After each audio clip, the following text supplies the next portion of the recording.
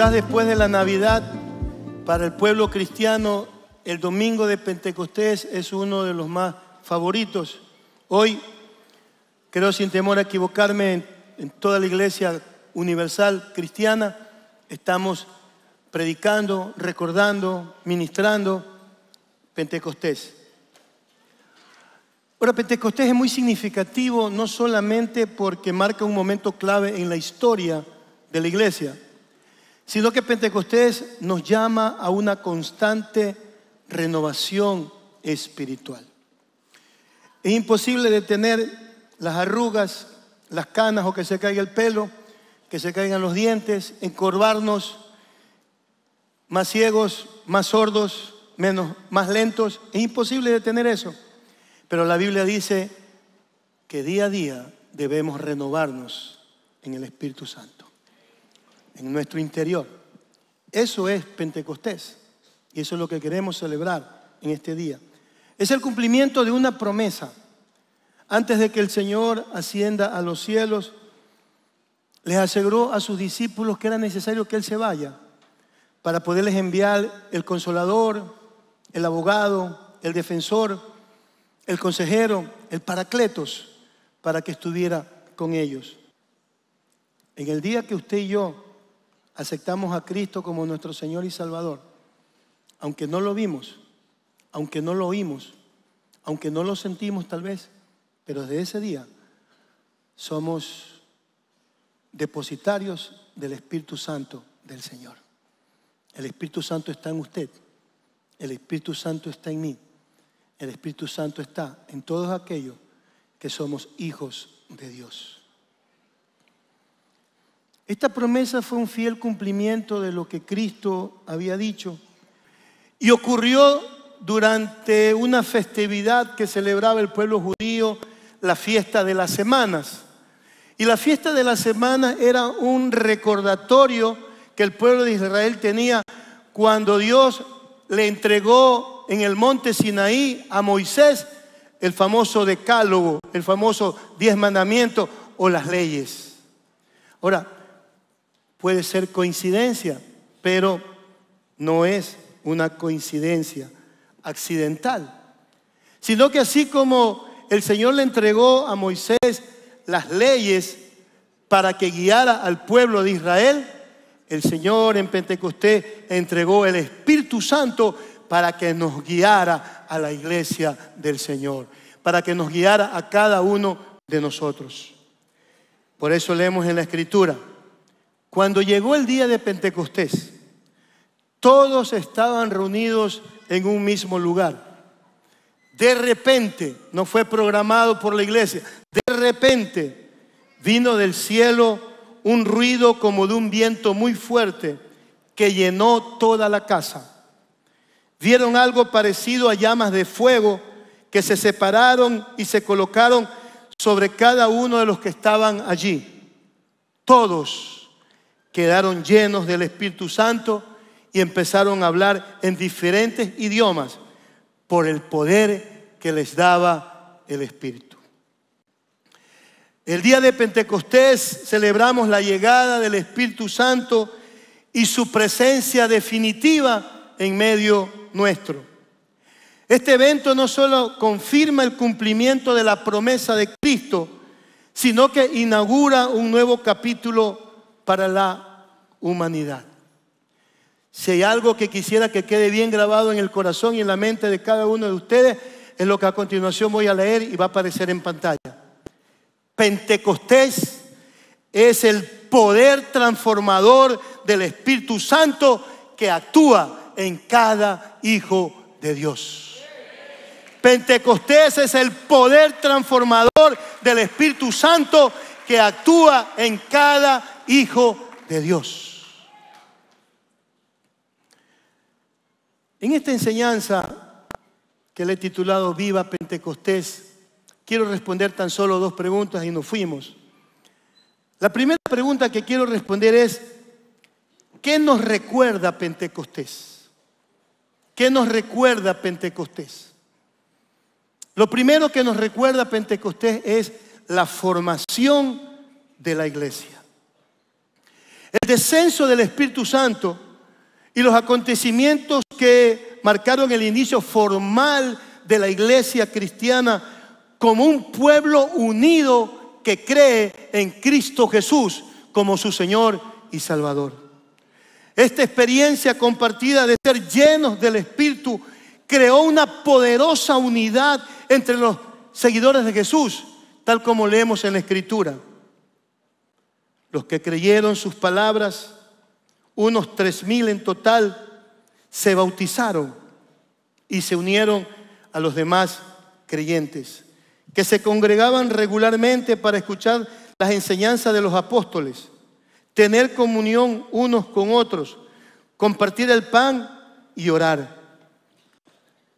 Un profundo temor reverencial vino sobre toda la gente y los apóstoles seguían realizando milagros y señales. Los creyentes permanecían constantemente unidos y compartían entre sí todas las cosas, vendían sus propiedades y repartían el dinero entre los que estaban necesitados. En esta nueva comunidad nacida en el Espíritu fue el comienzo de la iglesia tal como la conocemos hoy. Etimológicamente, la palabra que nosotros traducimos como iglesia proviene de la voz griega eclesía. Y eclesía originalmente significaba asamblea o reunión de ciudadanos. De ahí que podemos definir que la iglesia quiere decir comunidad convocada, en este caso convocada por Cristo. Usted y yo estamos aquí no porque quisimos venir, no porque soy cristiano, no porque es rutina, no es porque no. Estamos aquí porque Cristo nos ha convocado a ser su pueblo. Cristo nos ha convocado a ser su asamblea. Cristo nos ha convocado a ser su reino. Esto es una santa convocación hecha por Cristo Jesús. Eso es la iglesia. Eso somos nosotros. En el día de Pentecostés que nace la iglesia, Hechos nos da unos pincelazos, nos recuerda algunas cosas de lo que es la iglesia. Voy a mencionar 3. 1, la iglesia es la reunión de personas que confiesan a Jesús como su Señor y Salvador, unidos por la fe y unidos por el Espíritu Santo. No es el edificio la iglesia. La iglesia es usted y yo que creemos en Cristo Jesús. Usted y yo que tenemos fe, usted y yo que tenemos el Espíritu Santo. Esto es la iglesia del Señor. Aquí está la iglesia. Da lo mismo si nos reunimos en una cárcel, en un hospital, debajo de un puente, en un árbol, en una plaza, en un mercado, en una escuela, en una universidad. Donde quiera que se reúnen personas que creen en Cristo Jesús y están unidas por la fe y por el Espíritu Santo, esa es la iglesia del Señor. Bienvenidos a la iglesia de Cristo. Bienvenidos a la iglesia del Señor. Bienvenidos a la iglesia del Señor. 2, la iglesia es el medio por el cual se proclama al mundo el evangelio, se practica el amor y se sirve a los demás. La iglesia es el medio que Dios utiliza para proclamar el evangelio, practicar el amor y servir a los demás. Qué pena, pero así pasa. Se acabaron los aplausos. Es que cuando ya nos hablan de que hay que predicar el evangelio, que hay que amar al que no me quiere amar, al que me hace tontería y bobera y media, y hay que servir a los demás, se acabó la euforia de la iglesia. Se acabó el gozo y la alegría. Por eso necesitamos el Espíritu Santo. Número 3, la iglesia es una unidad de comunión. La iglesia es una unidad de comunión. Un solo Señor, una sola fe, un solo bautismo, un solo Dios y Padre de todos, que está sobre todo, por todos y en todos.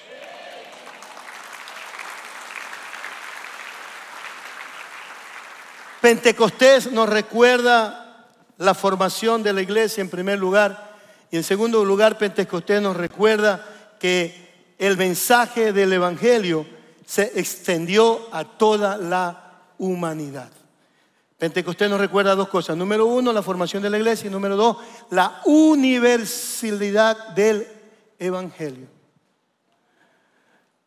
La presencia de personas de todas las naciones en Jerusalén no fue casual.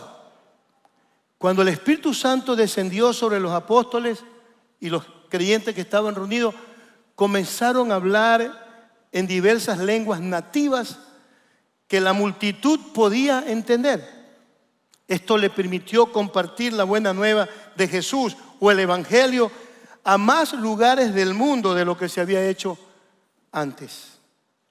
Con los apóstoles y los creyentes que estaban reunidos ahí, hablando en sus lenguas maternas, se expresó el mensaje cristiano. Así era como el evangelio debía llegar a toda la humanidad en diferentes lenguas y culturas. Después de Hechos 2, 1 al 4, la Biblia dice: al oír el ruido, se reunió una multitud y estaban confundidos porque cada uno los oía hablar en su propio idioma. Ahí habían 120 personas y comenzaron a hablar en diferentes idiomas y todos eran de un solo idioma. Y los que estaban afuera dicen: ¿cómo es la cosa? Y tú solo hablan español y lo escucho en africano, lo escucho en portugués, en italiano, en francés. ¿Qué pasó? Muy sorprendidos y llenos de asombro decían: ¿no son todos estos de Galilea? ¿Cómo es posible que cada uno de nosotros los oiga hablar en nuestro propio idioma?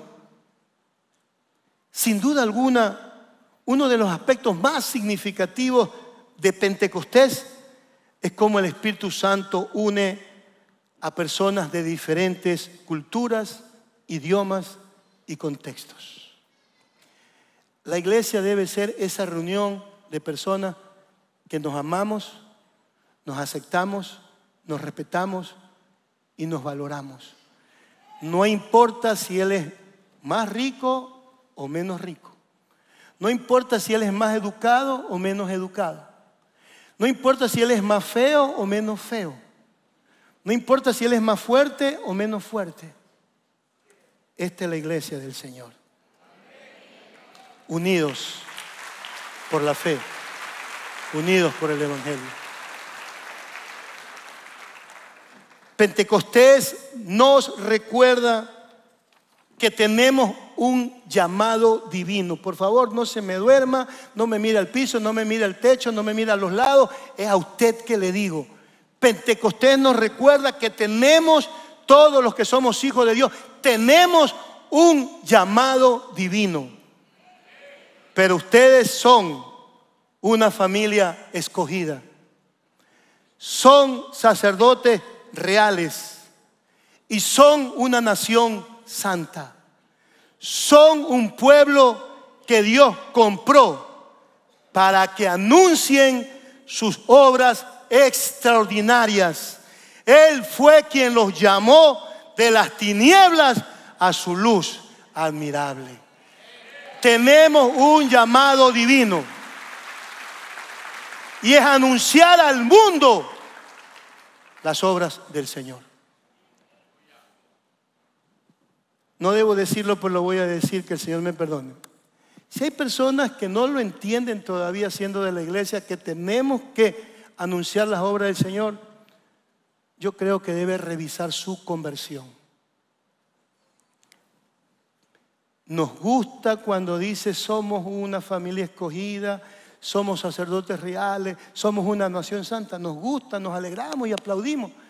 Pero a continuación, cuando nos dice para qué el Señor nos llamó, ahí nos quedamos en silencio, ahí no nos gusta, ahí miramos para otro lado, ahí preferimos chatear, ahí preferimos conversar, hacernos los dormidos. Pero haga lo que usted haga, hermana y hermano, Dios ha puesto en usted un llamado divino. Dios ha puesto en usted un llamado divino.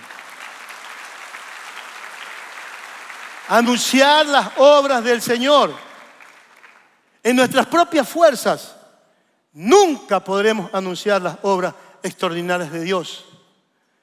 Pero cuando el Espíritu Santo venga sobre ustedes, recibirán poder y saldrán a dar testimonio de mí en Jerusalén, en toda la región de Judea y de Samaria y hasta en las partes más lejanas de la tierra.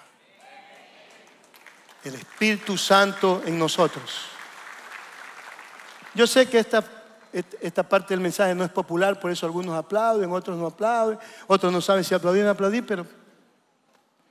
pero cuando el Espíritu Santo venga sobre ustedes, recibirán poder y saldrán a dar testimonio de mí en Guayaquil, en Ecuador, fuera del país y hasta lo más lejano de la tierra. El Espíritu Santo nos da poder para predicar el Evangelio. Pentecostés nos recuerda la formación de la iglesia y Pentecostés nos recuerda la universalidad del Evangelio. La primera pregunta que quería responder. La segunda pregunta que quiero responder en esta enseñanza es: ¿por qué es importante Pentecostés? ¿Por qué es importante Pentecostés? Pentecostés no es solo un evento histórico, sino una realidad viva. Cada hijo de Dios está invitado a abrir su corazón al Espíritu Santo, permitiéndole transformar sus miedos en coraje, sus dudas en fe y su aislamiento en comunión.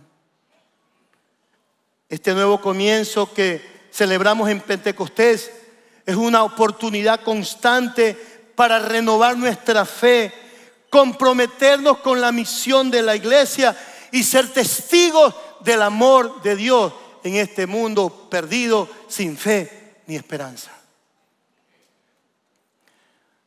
Tras recibir la promesa de la llenura del Espíritu Santo el día de Pentecostés, de ahí en adelante se produjo una transformación sobrenatural en la vida y en el ministerio de cada uno de los 120 que se encontraban reunidos en el aposento alto. Ese fue el epicentro de transformación en la vida y ministerio de los santos apóstoles. Un erudito bíblico afirma que el efecto que surgió en los discípulos del descenso del Espíritu Santo en el día de Pentecostés fue triple. Primero, iluminó sus mentes. ¿Cuánto necesitamos el día de hoy que haya un nuevo derramamiento espiritual para que el Espíritu ilumine nuestras mentes? El Espíritu Santo trajo un nuevo concepto del reino de Dios. Este reino ya no lo iban a ver como un imperio político, sino que lo iban a ver como un reino espiritual. Cristo vino a traer buenas noticias de paz a todos, tanto a ustedes que estaban lejos de Dios como a los que estaban cerca, pues por medio de Cristo los unos y los otros podemos acercarnos al Padre por un mismo Espíritu. Por eso ustedes ya no son extranjeros, ya no están fuera de su tierra, sino que ahora comparten con el pueblo santo los mismos derechos y son miembros de la familia de Dios. Ustedes son como un edificio levantado sobre los fundamentos que son los apóstoles y los profetas, y Jesucristo mismo es la piedra principal. En Cristo todo el edificio va levantándose en todas y cada una de sus partes hasta llegar a ser en el Señor un templo santo. En Él también ustedes se unen todos entre sí para llegar a ser un templo en el cual Dios vive por medio de su Espíritu. Que el Espíritu Santo nos ilumine la mente para recordarnos esto. Somos la iglesia del Señor. Segundo, no solo les iluminó la mente, sino que los vigorizó. ¿Cuánto necesitamos el día de hoy esa vigorización producto del Espíritu Santo? El Espíritu Santo impartió a cada creyente un fervor espiritual y un poder de expresión que hacía el testimonio de ellos convincente para quienes lo escuchaban. En Hechos capítulo 8 se nos narra que inmediatamente del crecimiento de la iglesia vino la persecución. Y excepto los apóstoles, todos salieron por el mundo de esa época fuera de Jerusalén. Y dice la Escritura, pero los que tuvieron que salir de Jerusalén anunciaban la buena noticia por donde quiera que iban. Gloria a Dios. Pero los que salieron de Jerusalén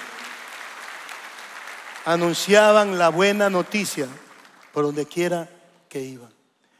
Los iluminó, los vigorizó y tercero, los fortaleció.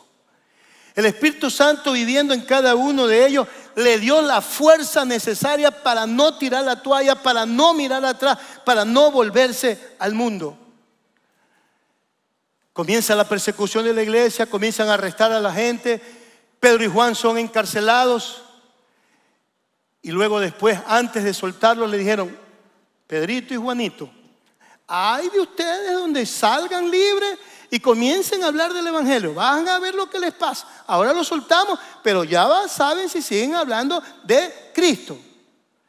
Y cuando Pedro y Juan regresaron a los discípulos, dice la Escritura, ahora Señor, fíjate en sus amenazas y concede a tus siervos que anuncien tu mensaje sin miedo.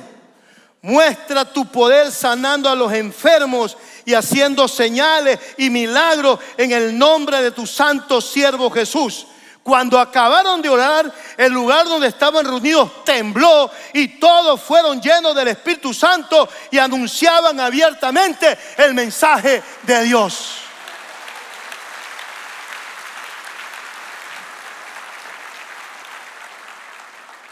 En mis locuras humanas, yo a veces digo, Señor, ¿por qué no nos encierras a todos presos los hermanitos? ¿Por qué no nos hace que nos persigan? Para ver si ahí reaccionamos y nos damos cuenta y hacemos lo que el Señor quiere que hagamos. A las buenas como que a veces no nos gusta.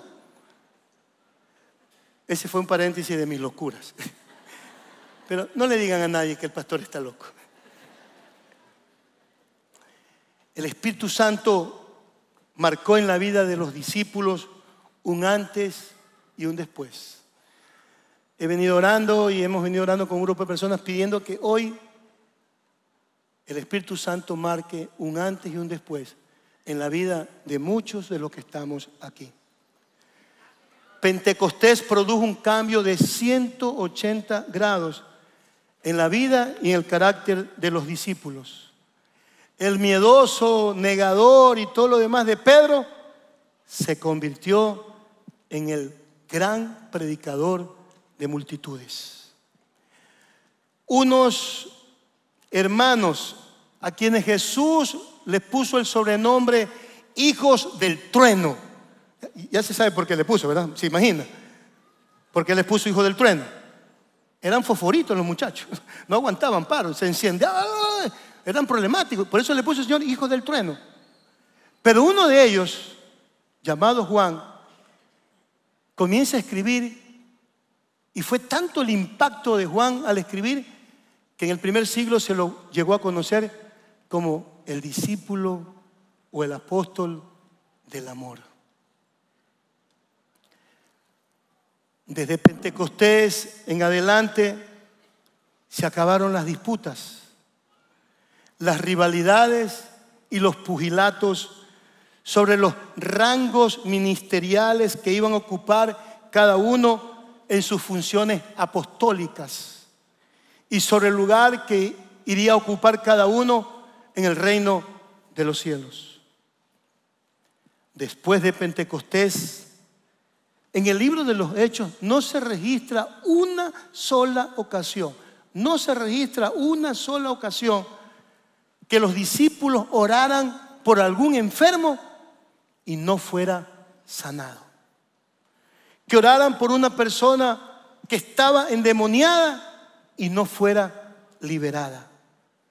Ellos oraron por ciegos, oraron por sordos, oraron por mudos, oraron por paralíticos, oraron por enfermos e incluso oraron hasta por muertos y fueron resucitados. Por medio de los apóstoles se hacían muchas señales y milagros entre la gente. Y todos se reunían en el pórtico de Salomón. Ninguno de los otros se atrevía a juntarse con ellos, pero la gente los tenía en alta estima. Y aumentó el número de personas, tanto hombres como mujeres, que creyeron en el Señor. Y sacaban los enfermos a las calles, poniéndolos en camas y camillas para que, al pasar Pedro, por lo menos su sombra cayera sobre alguno de ellos. También de los pueblos vecinos a Jerusalén acudía mucha gente trayendo enfermos y personas atormentadas por espíritus impuros, y todos eran sanados. Y todos eran sanados. En Pentecostés tuvo cumplimiento la promesa de la llegada del Espíritu Santo, y ese derramamiento espiritual trajo como resultado el primer y más grande avivamiento de la historia de la iglesia cristiana de todos los tiempos. ¿Cuál fue la causa principal? La causa principal fue que todos los dones del Espíritu Santo se manifestaron en la vida y ministerio de los apóstoles, diáconos, evangelistas y otros creyentes con ministerios dados por Cristo y que habían recibido la promesa del Espíritu Santo. Pentecostés marcó, marca y marcará la diferencia entre un antes y un después de cada hijo de Dios. El descenso del Espíritu Santo produjo un espíritu de unidad y de compañerismo inigualable en todos los miembros de la iglesia naciente. Pentecostés nos deja bien claro. Pentecostés nos deja bien claro. Pentecostés nos deja bien claro que sin la manifestación del poder del Espíritu Santo obrando en la vida de cada miembro de la iglesia de Cristo, no hay avivamiento eficaz, no hay crecimiento genuino. Pentecostés nos recuerda que ningún creyente o servidor o congregación o ministerio, por más métodos, técnicas, tecnología y estrategias que use, sin depender en lo absoluto del poder sobrenatural del Espíritu Santo, podrá lograr las metas y los objetivos que se ha propuesto alcanzar. Si queremos un avivamiento espiritual genuino en nuestra vida personal, si queremos un avivamiento espiritual genuino en nuestras familias, si queremos un avivamiento espiritual genuino en nuestras comunidades, si queremos un avivamiento espiritual genuino en nuestro país, si anhelamos un avivamiento espiritual en el mundo entero, debemos procurar que haya una manifestación plena y total del poder del Espíritu Santo en nuestras